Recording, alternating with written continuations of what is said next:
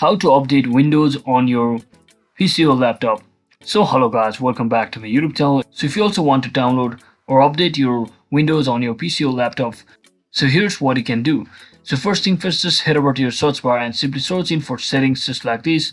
And once you search in or head over to your settings, you can see there is an option or settings that is update and security. So just tap on that, and here you should see at the first, that is the first option, Windows Update. So just select that, and as you can see, currently I'm up to date, but if you want to check for any updates, you can just tap on this check for updates button to view if there's any new update available for your Windows, and you can easily update it from there.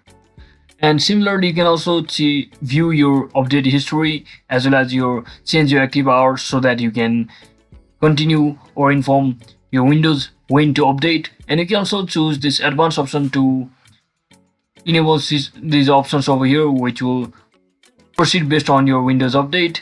So you can also actually pause the update from over here.